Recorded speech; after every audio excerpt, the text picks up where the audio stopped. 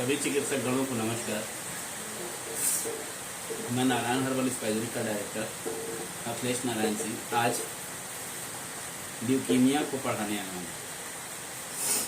Leukaemia that means होता है blood cancer, रक्त कैंसर भी कह सकते हैं इसको।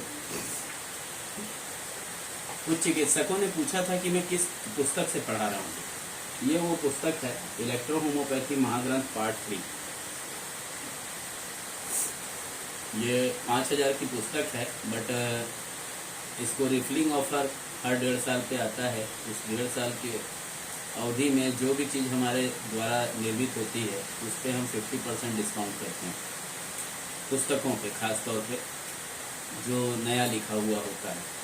तो इलेक्ट्रो होम्योपैथी महाग्रंथ पार्ट 3 अभी लिखी गई है। हिंदी एडिशन आ चुका है, इंग्लिश एडिशन आने को है।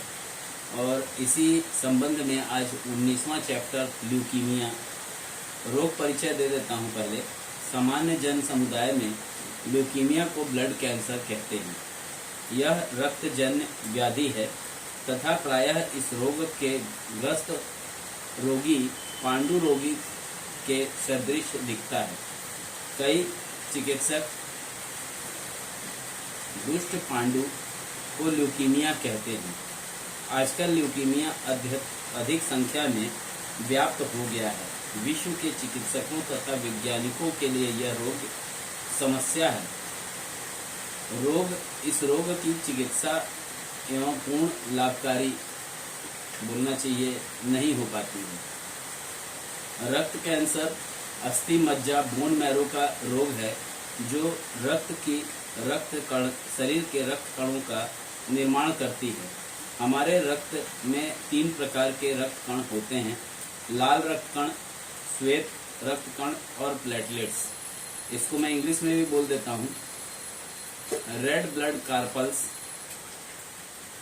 व्हाइट ब्लड कार्पल्स और प्लेटलेट। हर तरह के रक्त कणों के कार्य अलग अलग होते हैं। लाल रक्त कणिकाएं विभिन्न अवयवों को शरीर के भिन्न भिन्न भागों में पहुंचाने का कार्य करती है, जबकि श्वेत कणिकाएं जो होती हैं वो उसका कार्य जो होता है वो किसी तरह से शरीर के अंदर जो घुसे हुए जीवाणु को, जो खराब जीवाणु होते हैं, उनको नष्ट करने का कार्य करती है। लाल व रुधिर कणिकाओं की भांति श्वेत कणिकाएं भी अपनी सामान्य रूप में आने से पहले विभिन्न रूपों तथा स्थितियों से गुजरती है। जैसे कि हम जानते हैं कि श्वेत रक्त कणिकाओं का निर्माण अस्थि मज्जा करती है। जब अस्थि मज्जा के कार्य की सक्रियता बढ़ जाती है तो यह जल्दी जल्दी बहुत अधिक संख्या में अपरिपक्व तथा दुर्बल श्वेत रक्त कणिकाओं का निर्माण करने लगती है। तो इस स्थिति को रक्त कैंसर कहते हैं। रक्त कैंसर विस्तृत रुधिर कोशिकाओं को उत्पन्न करने वाली पेशी ऊतक का कैंसर होता है। रक्त में भ्रमण करने वाले रुधिर कोशिक में कैंसर का उद्भव नहीं हो सकता, क्योंकि उनकी संख्या वृद्धि नहीं होती है। सही रूप में रक्त कैंसर अस्थि मज्जा का कैंसर ही है। यह एक ऐसा रोग है जो अस्थि मज्जा की लसिका, लिम्फ वाहिनी तथा जलकाई अंतःकर तथा तंत्र को आक्रांत करके श्वेत रक्त कणों का उत्पादन में अत्यधिक सहायक होता है। इसमें अपरिपक्व श्वेत रक्त कण परिपक्व अवस्था को प्राप्त नहीं हो पाते, इसलिए श्वेत रक्तता ल्यूकीमिया को नियोप्लाज्म अंगों का कैंसर मानते हैं।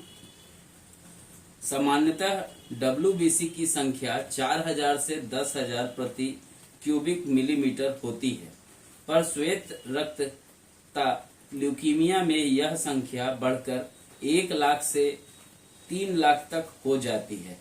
सामान्यतः श्वेत रक्त कणों WBC की संख्या 4000 यह संख्या घटकर 500 तक हो जाती है। इस अवस्था की अवधि कुछ सप्ताह से लेकर कुछ वर्षों तक रहती है, पर प्रत्येक अवस्था में यह घातक ही होता है। इस रोग के कारण समस्त प्रकार के कैंसर से होने वाली मृत्यु दर 3.50 होती है। सन 1980 के बाद परिपक्वता, श्वेत कोशिकामय श्वेत रक्तता, क्रोनिक माइलॉइड ल्यूकीमिया 20 से 60 वर्ष के बीच की अवस्था में सर्वाधिक रूप से मिलता है।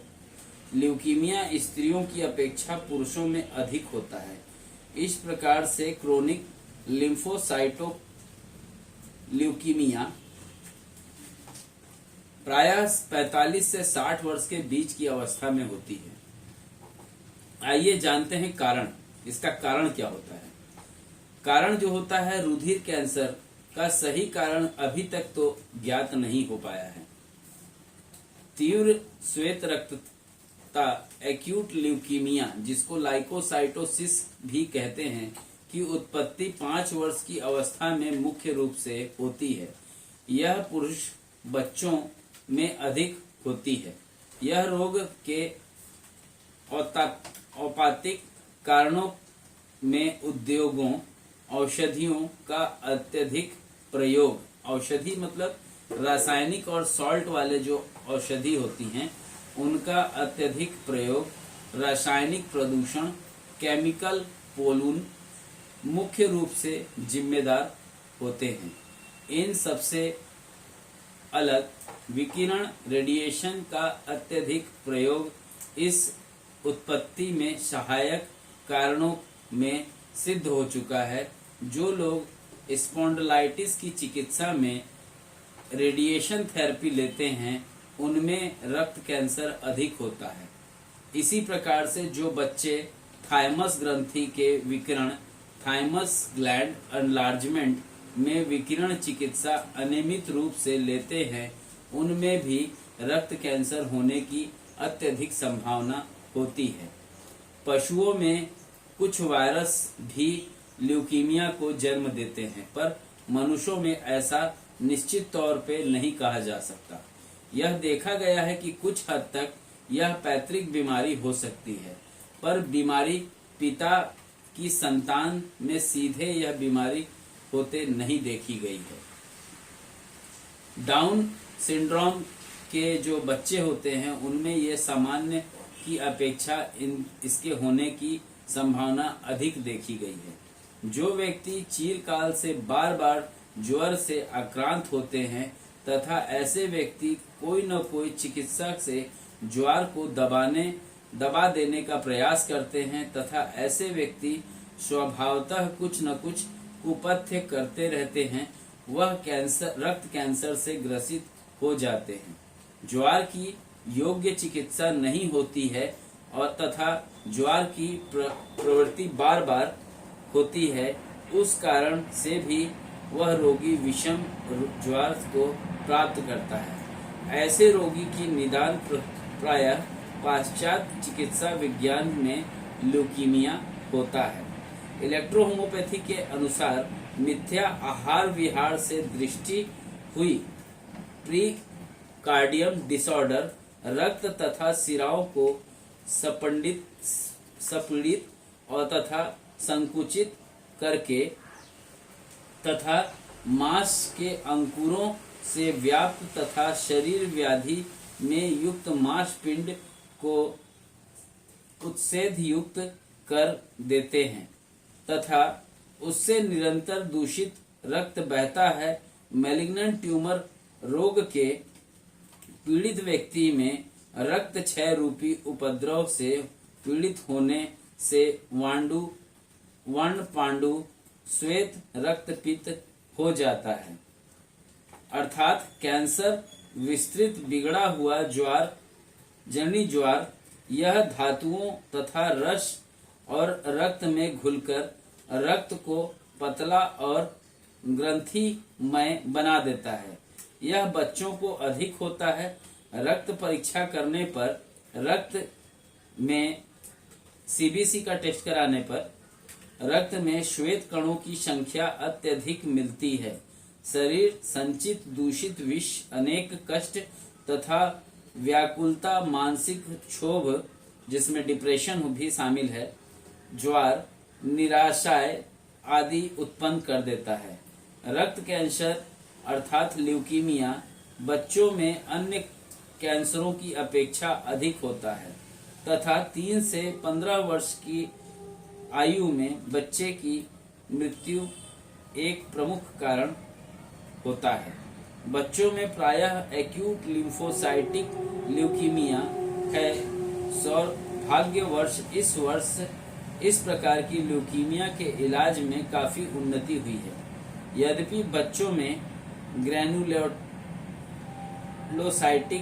ल्यूकीमिया हो सकती है, पर यह बहुत कम बच्चों में ही देखने को मिलती है। एक्यूट पैलोसिटिक ल्यूकीमिया सर्वाधिक होता है। क्रोनिक ल्यूकीमिया प्रायः 40 वर्ष से अधिक उम्र में होती है। वयस्कों में यह एक्यूट ल्यूकीमिया हो सकता है तथा यह ग्रैनुलोटिक तथा लिम्फोसाइटिक दोनों ही हो सकती है। सामान्यतः ल्यूकीमिया के आधे से अधिक रोगी 60 वर्ष से अधिक उम्र के होते हैं। क्रोनिक रोग में का उपचार प्रायः संभव नहीं हो पाता, बट इलेक्ट्रोहोम्योपैथी में अगर हम बात करते हैं तो इसका इलाज नासक के पास अभी उपलब्ध है। नासक के रिसर्चरों से भी आप संपर्क साध सकते हैं। उनके पास भी औषधियों की मात्रा होती है, वो भी इसका ट्रीटमेंट कर सकते हैं।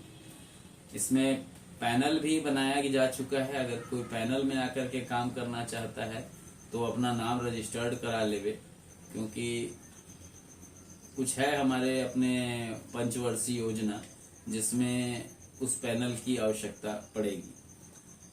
अब बात करते हैं रक्त कैंसर के लक्षणों की, क्योंकि जब तक कारण नहीं मालूम होगा, लक्षण नहीं मालूम होगा, तो निवारण कैसे निकालेंगे। तो आइए जानते हैं ल्यूकीमिया के लक्षणों के बारे में। रक्त कैंसर ल्यूकीमिया के सामान्य लक्षण इस प्रकार से हैं। इसके लक्षण बहुत धीरे धीरे उत्पन्न होते हैं। प्रारंभिक लक्षण में रोगी को किसी प्रकार की कोई कष्ट नहीं होता, तब तक नहीं होता जब तक रोग काफी बढ़ नहीं जाता। थर्ड स्टेज जब तक क्रॉस नहीं करता तब तक जानकारी ही नहीं होती है। इसलिए जर्नी श्वेत रक्तता के प्रारंभ में निदान बहुत ही कठिन हो जाता है। जर्नी ल्यूकीमिया के प्रारंभिक लक्षणों के अंतर्गत रोगी को रक्त अलापता, एनीमिया, कमजोरी, पेपलेशन, कष्ट श्वास और प्लीहा के विवर्धन के लक्षण, इसके साथ साथ शरीर में भार की कमी कभी कभी आती है। प्लीहा की वृद्धि इसका प्रथम लक्षण है। स्प्लीन जो होता है वो एनलार्जमेंट होती है, इसकी फर्स्ट कंडीशन होती है, तथा कभी कभी इसके साथ यकृत भी बढ़ जाता है। एनलार्जमेंट ऑफ लीवर या फैटी लीवर ग्रेड 1 या ग्रेड 2 दिखाई देता है। क्रोनिक ल्यूकीमिया में प्लीहा बढ़कर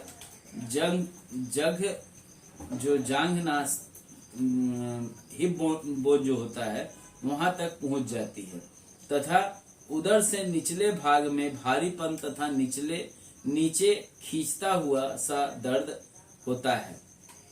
ये दर्द स्पॉन्डिलाइटिस में भी होता है तथा उदर के निचले भाग में भारीपन और एक अलग ही बेचैनी वाली दर्द महसूस होती है।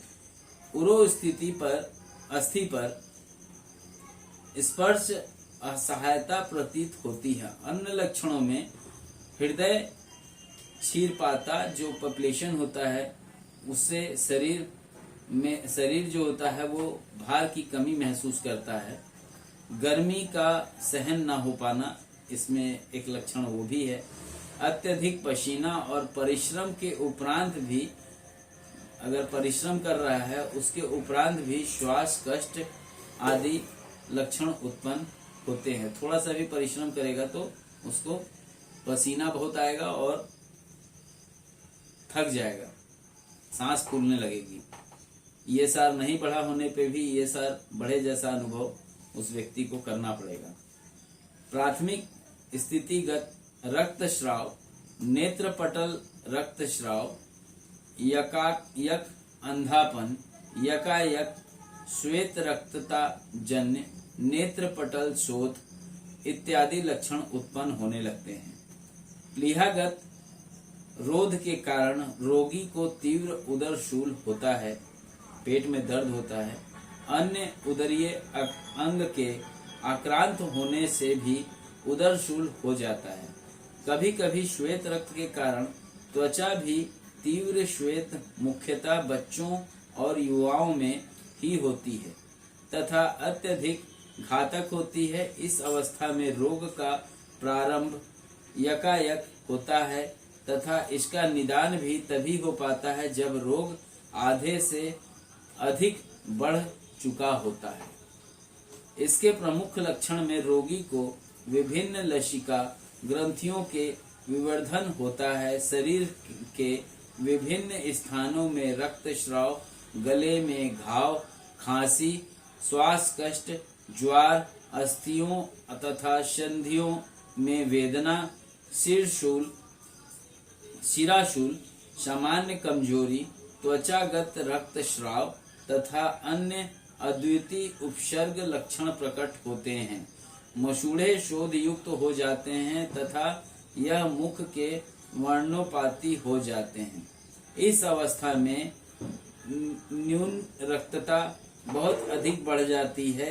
रक्त परीक्षा में अधिक रोगियों को अब सामान्य रूप से श्वेत रक्त कण दुष्ट गोचर होते हैं। इसमें विषाणु प्रायः लोप से होते हैं, जो लूप दम रहते हैं वो भी एक्टिव हो जाते हैं। कमजोरी महसूस होना, वजन में कमी आना, बार बार खांसी, जुकाम या अन्य संक्रमण होना, देह में नीले या काले चकत्ते पड़ जाना तथा मसूड़ों से रक्त आना। कुछ अन्य रोगियों के गले या शरीर के अन्य हिस्सों में गिल्टियां हो जाना, यकृत या प्लीहा का बढ़ जाना, रक्त अलापता तथा बुखार का न टूटना के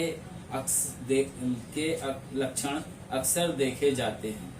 उपरोक्त लक्षणों के आधार पर कैंसर विशेषज्ञ से परामर्श लेना ही बेहतर होता है, क्योंकि कभी कभी उपरोक्त लक्षणों को साधारण बीमारी मानकर इलाज किया जाता है, जिससे रोग की स्थिति बिगड़ जाती है और वो ठीक न होने वाला लाइलाज रोग बन जाता है।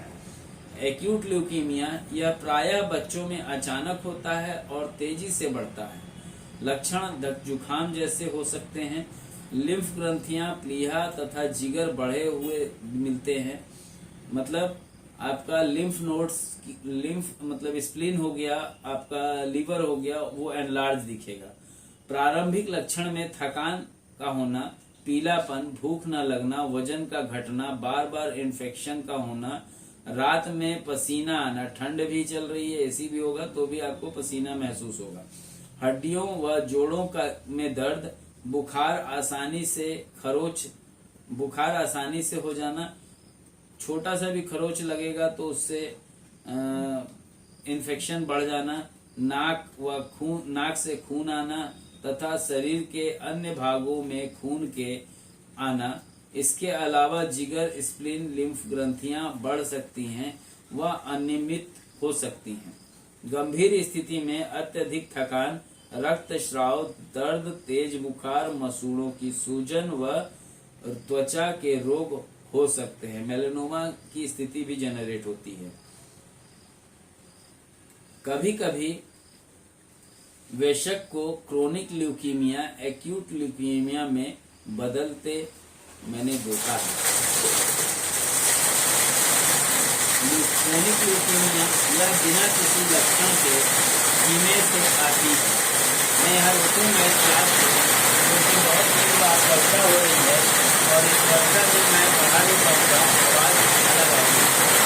तो जय हिंद, जय काउंसिलर और जय आप सभी। जय नाटक, ये पुस्तक है, इस पुस्तक को ले लीजिए।